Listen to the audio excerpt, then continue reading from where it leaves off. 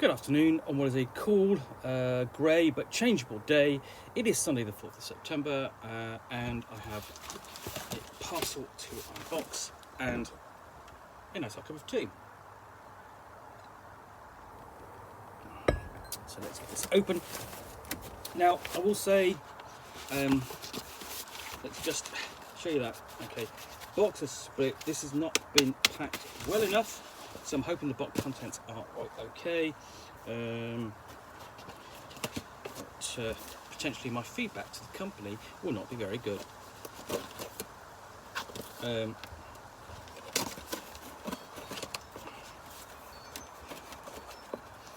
Right, so what I am going to pull out first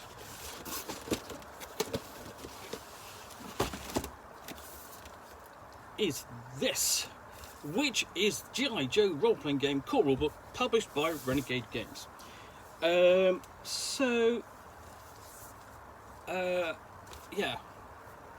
Okay, in the G.I. Joe role-playing game, create your own Joe by choosing military training origin, personal traits, and role within the G.I. Joe organization to become a real American hero and save the day. This book contains everything you need to create your own G.I. Joe character and play the game. Just add dice, some friends, and your imagination. Complete rules for players and game masters, focused on fun storytelling and epic combat. Character creation tools, weapons, equipment, vehicles, and villain dossiers. Combat and exploration information, details of secret bases and special equipment, and tools to get your campaign started. An introductory adventure for first-level characters that is ready to play with your new character. Fighting for freedom wherever there is trouble, G.I. Joe is there. This game could not be more American if it tried. Straight off. Because the thing is, you know those videos where you have people from various countries trying the foods or sweets and candies of other countries, and they're going, "Oh, I don't like that," or you're making faces, and you've seen the videos. Well, this is a bit like that, except a role-playing game, because I actually don't. I'm aware that G.I. Joe exists. I've never had a G.I. Joe, any of the G.I. Joe figures or anything like that. I think I might have watched the film. I've never seen the television series or read any of the comics or anything like that. And the nearest I've got is I did have an Action Man when I was about 7. Now, Action Man was the sort of like the 11-inch full-size version of G.I. Joe done for the UK market, done by a company called Palitoy. And it was very similar, but obviously not quite so American. This isn't going to stop me doing an unboxing, because the thing is, the whole point about the unboxing is that sometimes I don't know what's going to be in the box, and sometimes there's things in the box which I don't know anything about. I don't know anything about this, really, or very little. My only other experience would be the quick start that Renegade Games did for last year's free RPG day.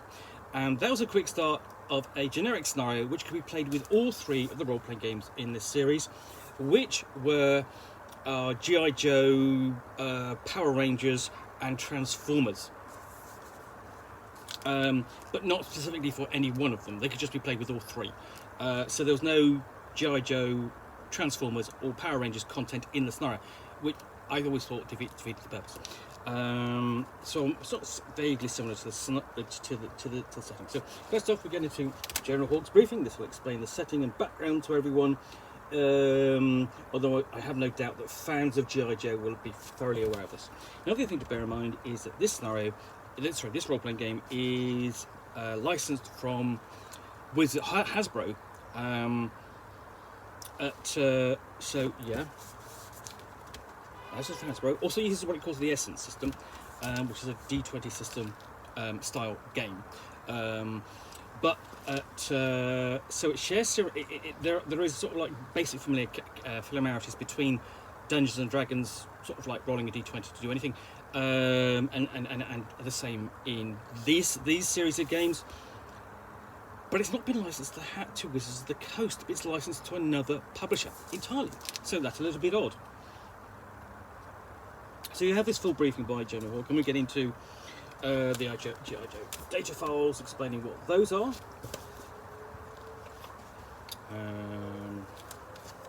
Lots of sort of like military photos and men in action, men and women in action. See? In heroic poses. And vague artwork, you're wondering what that's meant to represent.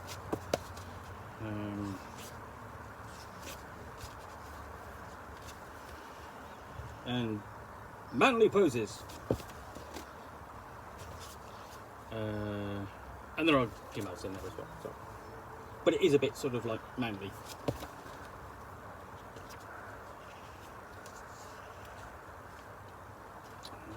Okay. Then we get into so the G.I. Joe role-playing game is a campaign setting for the Essence 20 role-playing system. Book teaches you how to make your own G.I. Joe character and provide details on how to become your character inside the game, along with rules how to play. Additionally, the world of G.I. Joe will be outlined in many ways. Life as a member of G.I. Joe, important places for missions against Cobra. The enemies Joes must overcome, the equipment and vehicles they can use in the fight for freedom. So we're going to character gen, and we're going to making a real American hero.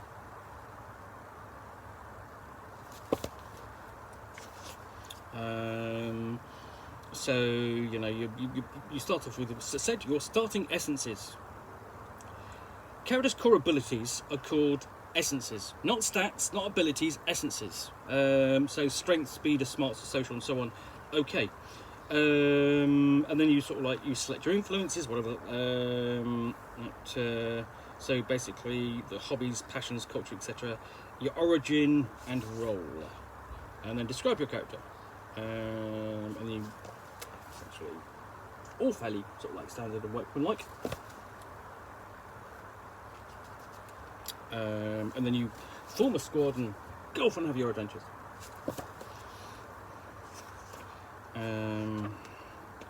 So you have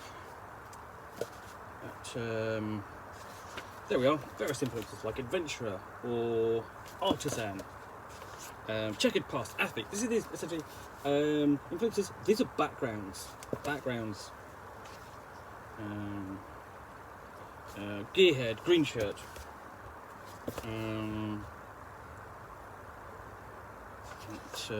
Martial artist, nomads, small town roots, professionals, and so on.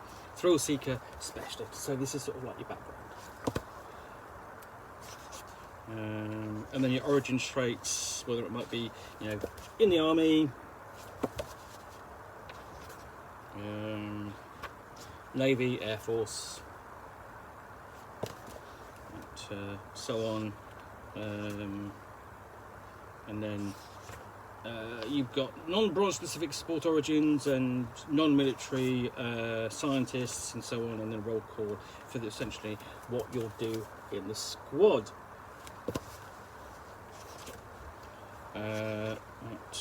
And then we get on to roll call, which is so the roles are commander, infantry officer, ranger, renegade, technician, and vanguard. So we've got the commando, complete with sword.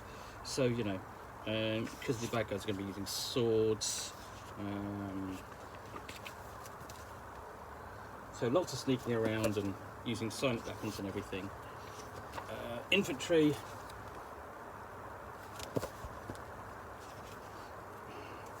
And what we've got in each case, you do have sort of like examples from the G.I. Joe universe. So here we've got for G.I. Joe examples of infantry, we have bazooka, artillerist, gung-ho artillerist, clutch, mechanised infantry, wild bill, mechanised infantry, and dog medic. So I've got that list as well. So they are tying these roles into the into the G.I. Joe background and the various characters. Officer, then Ranger. So we've got a piece of the sort of action art more than sort of just a single shot. Renegade.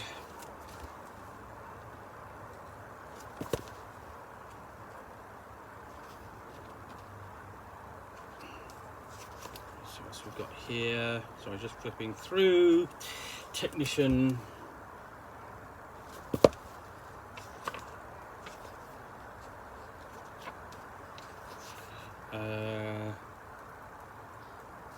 Vanguard, and they're the heavy mob. They carry the heavy armor and heavy weapons.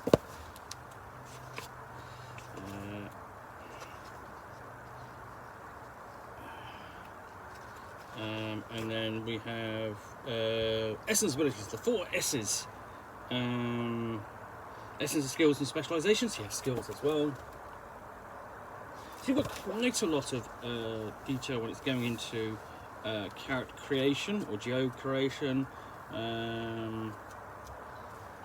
Because so far,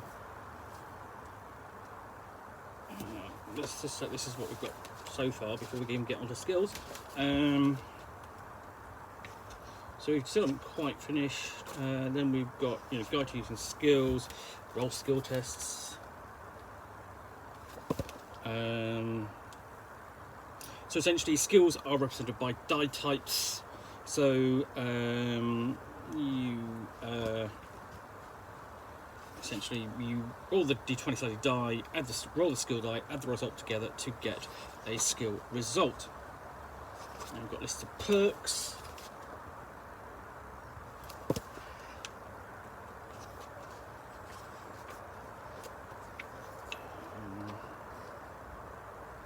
And then we've got weapons and lots and lots and lots of weapons. None of them illustrated though.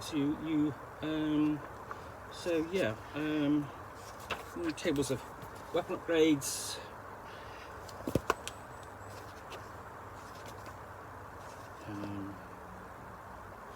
But you can also have battle dress and battle dress upgrades. Kits and kits as well. You can equip yourself with kits, like limited burglary kit or restricted climbing kit. So pets and commanding pets as well. If you want those, you can have animal perks, animal pets. So drone perks, vehicle perks. And here we get on to the G.I. Joe vehicles. So APC, Amphibious Personnel Carrier, AWE, All-Weather and Environment Striker. Like I say, it says all-weather, but you've got to basically do the survival against the weather yourself, you know. So you know, if it starts raining, put your umbrella up whilst you're driving around in that.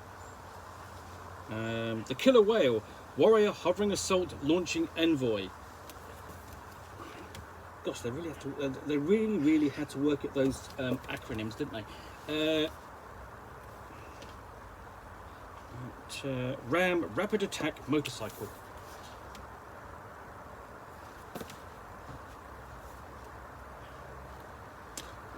Shark, SHARC, Submersible High-Speed Attack and Reconnaissance Craft.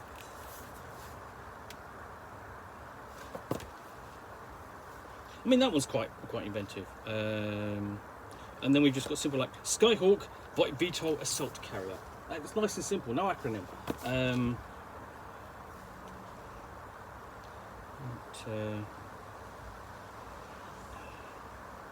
then we finally get onto combat.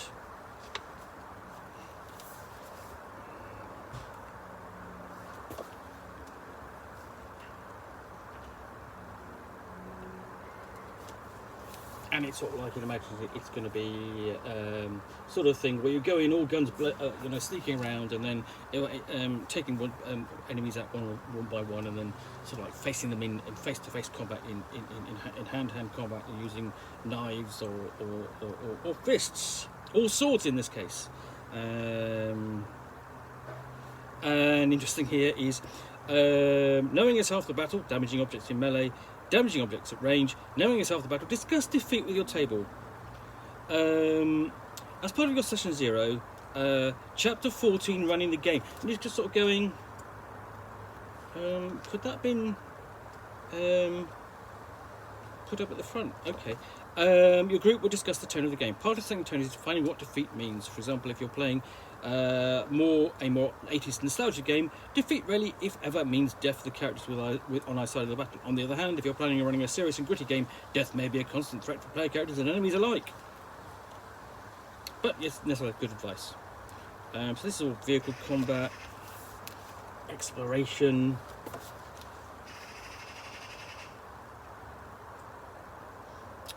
Eating and drinking, diseases and so on.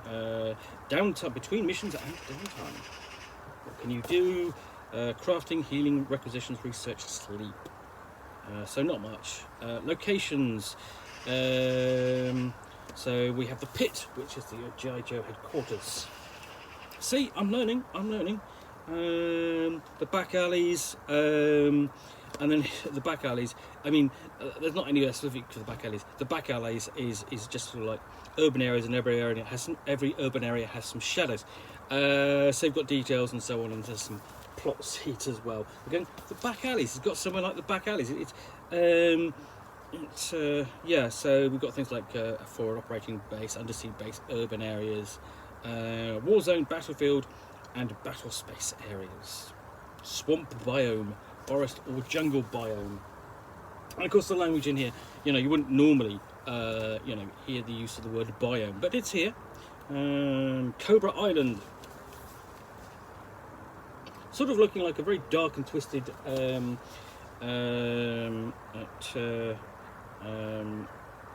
Thunderbird's base. And then we get onto threats, which of course would be Cobra. And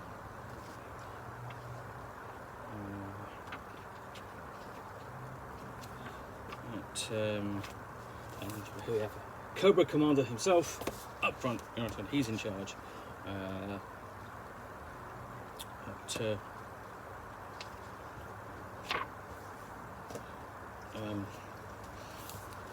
I'm really trying not to go Hail Cobra.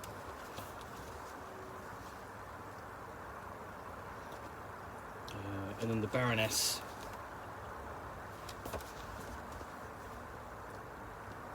Destro.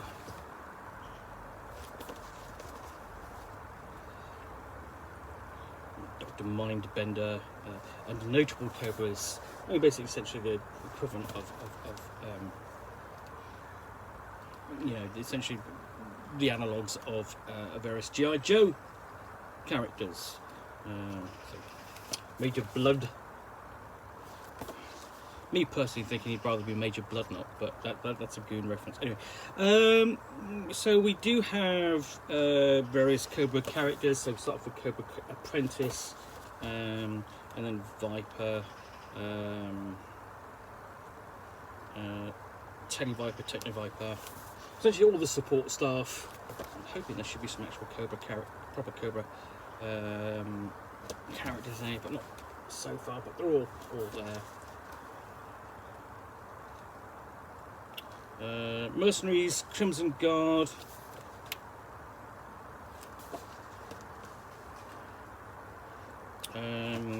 Combat, Crimson Guard Cadet, Soldier, so on. So you could actually run a campaign or against another thing, or there could be another evil agency. Tomax and Zamot, twins who fight. For Cobra, and then Dreadnought is another deadly organisation.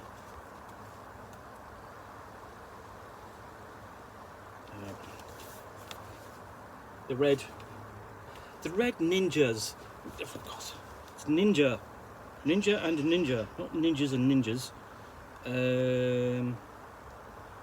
Vehicles, not actually. Also, so I've got the Hiss, high speed, Sentry Hiss. Again, God, really hard to work hard to get these acronyms to work. So FANG, fully armed negator gyrocopter. Well, no illustration. And then the Rattler. Okay. Yeah. Essentially, that's just you know, an adaptation of the United States Air Force you know, strike aircraft, whose name escapes me off the top of my head, which is ridiculous given the number of times I've played it in sort of like online combat games.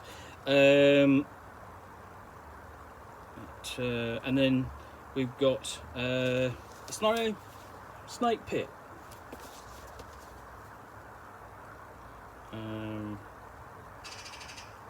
And constant advice for knowing is half the battle. It's the constant refrain from knowing is half the battle. So yeah, there's the scenario, starting scenario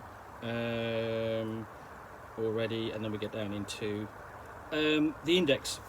So yeah, that's G.I. Joe role-playing game. I'm actually more impressed by it than I thought I would be.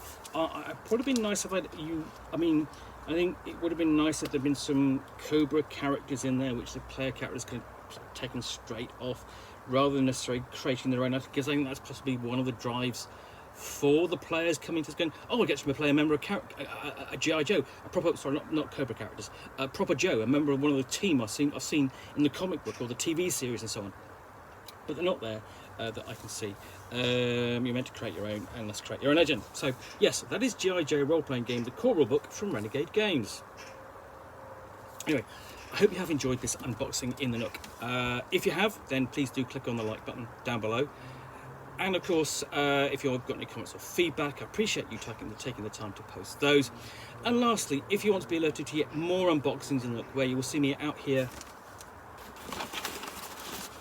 with a battered box, from which I will unbox a book or a game and chat about it to the best extent of my knowledge for roughly 2 minutes or so, all of course accompanied by a nice hot cup of tea.